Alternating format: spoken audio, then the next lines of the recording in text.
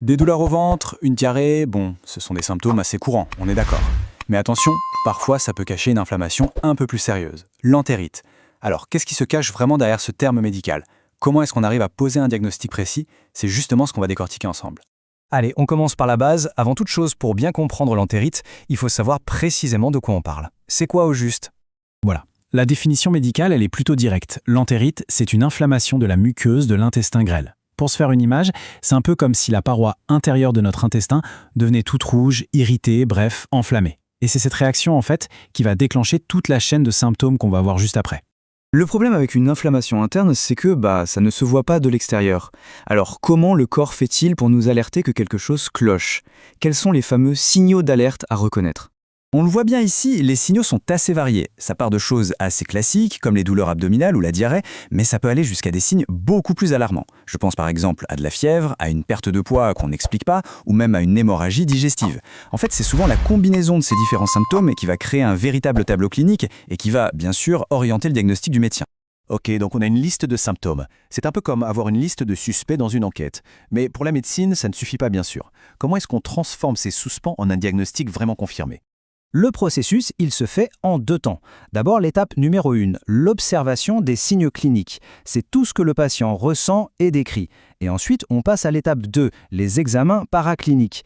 Derrière ce mot un peu complexe se cachent en fait tous les tests, que ce soit en labo ou en imagerie, qui vont permettre de regarder objectivement ce qui se passe à l'intérieur du corps.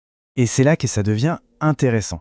Quels sont précisément ces outils d'investigation qui sont à la disposition des médecins pour aller au fond des choses et confirmer le diagnostic?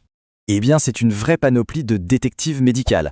On peut par exemple utiliser l'imagerie, comme le transit du grêle, pour carrément voir la forme de l'intestin. On peut aussi analyser les selles, avec une coproculture pour chercher des bactéries, ou un EPS, l'examen parasitologique pour traquer des parasites. Pour une analyse encore plus fine, au microscope, on peut faire une biopsie, c'est-à-dire qu'on prélève un tout petit minuscule échantillon de la paroi intestinale. Et on peut même pousser l'enquête jusqu'à chercher des maladies plus larges, comme la tuberculose, qui peut elle aussi s'attaquer à l'intestin. Chaque test est en fait une pièce du puzzle. Mais attention, avoir trouvé l'inflammation, ce n'est que la moitié du chemin. Maintenant, le plus important, c'est de trouver le coupable. En médecine, on appelle ça la recherche de l'étiologie. C'est l'identification de la cause profonde, de la racine du problème. L'entérite, donc l'inflammation, c'est seulement la partie visible de l'iceberg. En dessous, bien caché, se trouve la vraie cause, et ça peut être plein de choses.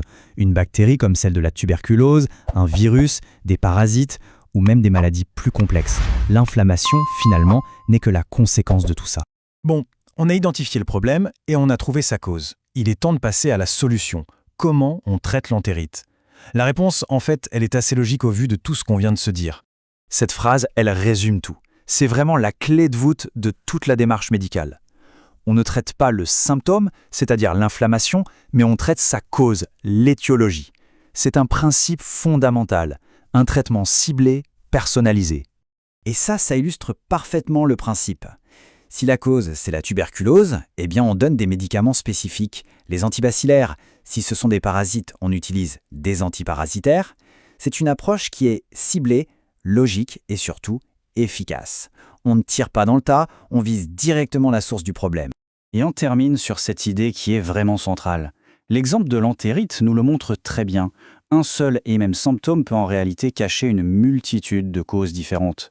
La médecine, ce n'est donc pas seulement une science qui guérit, c'est avant tout un art de l'enquête.